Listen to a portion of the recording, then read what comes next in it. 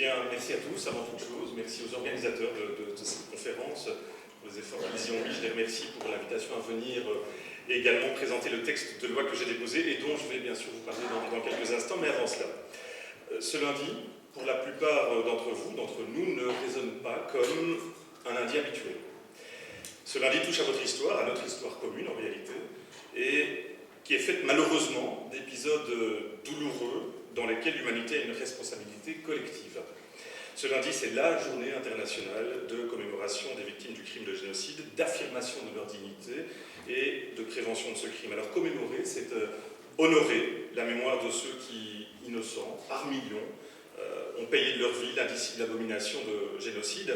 Affirmer leur dignité n'est pas un vain mot non plus, c'est un devoir en réalité, un devoir hautement moral dans une société en pleine mutation qui s'accélère, où le temps, celui de la réflexion, celui du souvenir, celui du recueillement fait malheureusement trop souvent défaut. Une société où ceux qui ont côtoyé ces abominations se font, avec le temps, de plus en plus rares, et où il est plus que jamais nécessaire, à notre sens, d'entretenir la mémoire.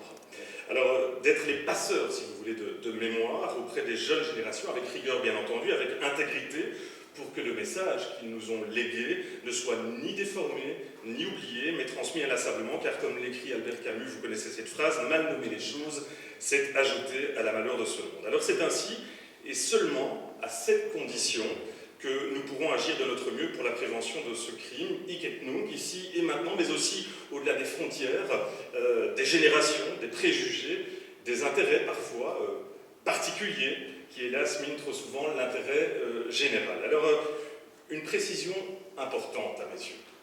Je ne souhaite en rien faire de cette journée et du drame auquel elle fait écho une intrigue politique ou politicienne. Face à l'histoire et à ses errances les plus abominables, nous nous devons en réalité, y compris politiciens, nous nous devons d'avancer unis vers finalement un seul objectif, la reconnaissance de la vérité. Faut avouer à moitié pardonner, dit maladroitement le dicton populaire, une vision bien sûr simpliste, je vous l'accorde, mais qui comporte en effet une part de vrai dans le nécessaire processus de réconciliation de tous les protagonistes, victimes et bourreaux d'un génocide, mais aussi ceux qui, ça et là, n'ont rien fait ou failli dans leur devoir d'empêcher sa survenance. Alors vous le savez, je ne suis pas un politicien routinier, mais en revanche un jeune politicien malgré mon âge, et un homme de conviction et de parole. La réalité absurde des atrocités des génocides, avec mes yeux ébahis et mon cœur déchiré par autant d'ignorance dans le chef de ceux qui pensent que c'est celui qui crie le plus fort qui a forcément raison, eh bien cette réalité, je l'ai approchée durant un mois à l'époque en tant que reporter, suite au génocide rwandais d'avril 1994, et j'en garde des images, des témoignages déchirants, bouleversants, d'inhumanité, à jamais gravés dans ma mémoire. On me demandait tout à l'heure pourquoi je m'intéressais à cette question en particulier. J'avais dit que je m'en expliquerais. Eh bien, en voilà une des raisons. Alors, que dire alors de ceux qui ont perdu un être cher, hanté par ces visions d'horreur qu'ils garderont jusqu'à leur dernier souffle? En entrant en politique, mon premier geste a été en effet de porter une proposition de loi qui pénalisait la négation du génocide des Arméniens. C'était le 24 avril dernier, devant le mémorial érigé à Ixelles, lors de cette commémoration. Certes, je ne suis pas naïf. 2 jours plus tard, la Chambre était dissoute. Mais par là même, avec l'approbation, à l'époque du Premier ministre de l'époque, Charles Michel, mon parti redisait officiellement sa volonté d'une reconnaissance juridiquement plus aboutie de cette page noire de l'histoire. Une fois élu, avec l'approbation une nouvelle fois du groupe de la Chambre du MR, j'ai donc tenu parole et redéposé cette proposition de loi qui vise à reconnaître le génocide des Arméniens et des Assyriens, en ce compris les Araméens, et des Grecs pontiques, et à pénaliser sa négation. C'était le 10 octobre dernier. Alors, vous le savez peut-être ou pas, mais le mouvement réformateur, mon parti, a reconnu le génocide arménien à de maintes reprises et sans aucune ambiguïté. J'entends parfois ici certaines lectures qui ne sont pas tout à fait fidèles à la lecture que je vais vous proposer, mais il n'a pas fallu attendre 2015 pour le reconnaître. En 2005, 10 ans plus tôt, la sénatrice Christine Defrey a déposé une proposition de résolution invitant le gouvernement turc à reconnaître le génocide des Arméniens par le régime jeune turc au cours de la Première Guerre mondiale. 10 ans plus tard, on l'a évoqué il y a quelques instants, en 2015, le Premier ministre Charles Michel a reconnu officiellement, en séance plénière de la Chambre, le génocide. Je vais y revenir dans un instant. L'étape suivante est à mon sens donc d'aller au-delà et de faire adopter une loi reconnaissant ce génocide et sanctionnant son négationnisme. Alors cet après-midi, vous me proposez de vous expliquer pourquoi, à mes yeux, une telle loi est nécessaire dans notre pays. Avant d'aller plus loin dans cette présentation, je tiens à préciser un élément important. Dans cette proposition de loi, nous parlons du génocide des Arméniens, des Assyriens et des Grecs pontiques. Cela ne se veut en aucun cas exclusif, bien au contraire. Les Assyriens sont en effet connus dans d'autres appellations, araméens, chaldéens, syriaques. Nous avons choisi de conserver la nomenclature la plus englobante afin de nous aligner en réalité sur d'autres textes qui existent déjà et afin d'éviter tout problème de procédure. Le génocide des Assyriens a par exemple été reconnu ces dernières années par la Californie, par les Pays-Bas ou encore par l'Autriche, pour ne citer que. Ceci étant dit, je ne vais pas vous expliquer à nouveau toute l'histoire de ces événements, d'autres l'ont fait bien mieux que moi. Disons simplement que cette barbarie programmée a laissé dans la mémoire collective une blessure ineffaçable. Et c'est la raison pour laquelle il était politiquement indispensable aux yeux du MR que notre gouvernement reconnaisse enfin ces faits sous le vocable de génocide. Ce fut chose faite, je vous l'ai dit, lors de la séance plénière du 18 juin 2015, lorsque le Premier ministre a, je vous l'ai dit en introduction de la Belgique, et de son gouvernement reconnu ce génocide arménien. Rappelons-nous juste un instant ces quelques mots prononcés à cette occasion. Le gouvernement belge et moi-même, Richard Michel, estimons que les événements tragiques survenus entre 1915 et 1917, et dont le dernier gouvernement de l'Empire ottoman est responsable, doivent être qualifiés de génocide. Il est crucial pour l'avenir d'encourager les initiatives favorables au dialogue et à la réconciliation. Je me réjouis, ajoute-t-il, de l'évolution constatée dans les discours officiels des gouvernements concernés. Des condoléances ont été exprimées. En Europe, nous connaissons l'importance de la réconciliation. Fin de citation. Alors cette reconnaissance du génocide n'a pas pour sens de dire l'histoire. Ça, c'est le travail des spécialistes, des historiens. Elle n'a pas non plus pour sens de dire le droit. C'est le travail, et nous en avons parmi nous aujourd'hui, des tribunaux ou des spécialistes du droit et de la Cour pénale internationale. En revanche, il s'agit d'un geste politique fort du gouvernement. Les atrocités commises par les autorités de l'Empire ottoman envers le peuple arménien durant la Première Guerre mondiale sont désormais considérées par la Belgique comme un génocide.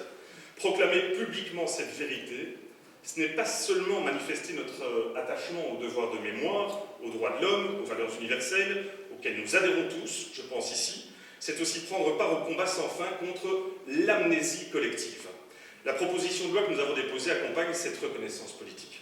Notre texte a été déposé, je le disais, le 10 octobre dernier et pris en considération par la plénière une semaine plus tard. Il est maintenant en attente de sa discussion en commission. Je l'ai d'ailleurs envoyé au Conseil d'État pour avis du Conseil d'État. Dans son article 2, cette proposition dispose que la Belgique reconnaît publiquement le génocide des Arméniens, Assyriens et Grecs pontiques de 1915. Dans l'article 3, il énonce quant à lui les peines encourues à celui qui nie, minimise grossièrement, cherche à justifier ou approuve ce génocide, emprisonnement d'1 mois à 1 an et amende de 50 à 1000 euros. L'article 4 de ce texte prévoit qu'en cas d'infraction à cette loi, il peut être ordonné l'insertion du jugement intégralement ou par extrait dans un ou plusieurs journaux et son affichage aux frais du condamné. Enfin, l'article 5 dispose que le Centre interfédéral pour l'égalité des chances et la lutte contre le racisme et les discriminations, ainsi que toute personne morale qui se propose, par ses statuts, d'assister, de défendre les intérêts moraux, l'honneur ou la mémoire des victimes du génocide, peuvent intenter des actions en justice dans tous les litiges auxquels l'application de la présente loi pourrait donner lieu. Alors j'insiste, et je le répète, l'objectif de mon groupe politique à travers ce texte est double. Nous voulons rendre justice à un peuple et rendre hommage à sa mémoire. Je tiens à préciser, et c'est très important, que ce texte n'est pas non plus un acte d'accusation ou de stigmatisation contre la Turquie contemporaine ou la population turque. Ni le peuple turc vivant en Turquie ou en Belgique, ni les personnes de nationalité belge ayant des origines turques ne sont coupables ou complices de ce génocide, cela va de soi.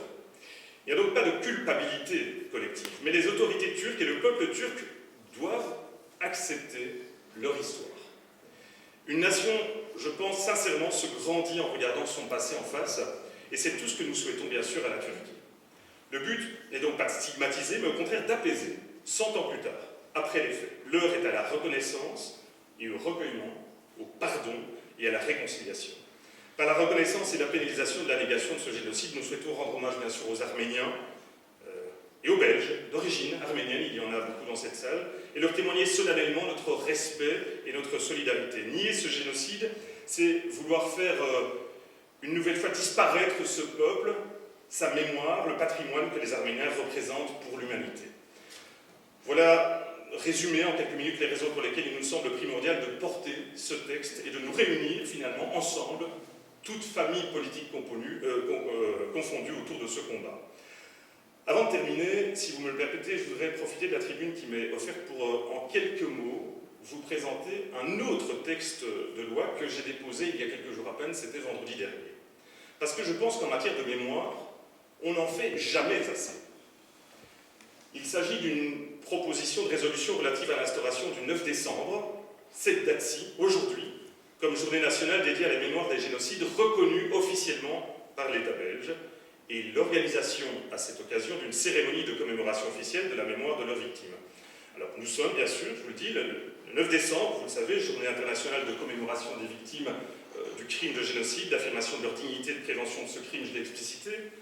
L'objectif de cette journée est de mieux faire connaître la Convention sur le génocide et son rôle dans la lutte contre le génocide et la prévention de ce crime, tel que défini dans la Convention, et de commémorer et honorer les victimes.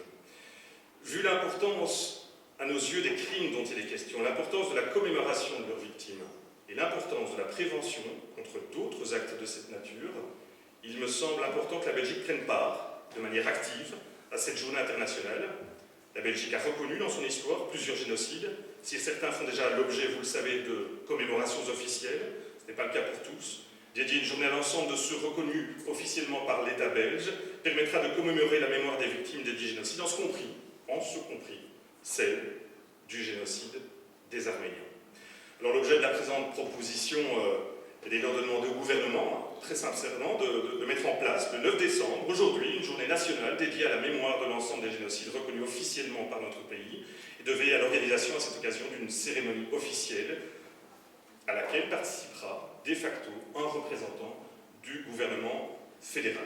Là encore, il ne s'agit certainement pas d'un acte communautariste, de récupération politique, mais bien d'un acte qui transcende toutes les familles politiques et qui tend finalement vers des valeurs nobles et universelles. Et j'invite mes collègues qui sont ici, ceux qui ne le sont pas, les collègues des autres partis démocratiques à le soutenir, le co-signer, le faire aboutir, l'amender s'ils le souhaitent, en mettant en avant la noblesse des valeurs qui nous réunissent, plutôt que ce qui peut, de temps à autre, nous diviser. D'aucuns pourront trouver cette proposition purement symbolique, eh bien je ne le pense pas. Parce que pour moi, en la matière, les symboles ont un sens aigu et permettent de faire évoluer les mentalités. Et surtout, de perpétuer le message auprès des jeunes générations. Si ce texte peut y contribuer en complément, vous l'avez bien compris, de notre proposition de loi, alors, à mon sens, ce sera une victoire, notre victoire commune, au bénéfice du bien commun. Je vous remercie.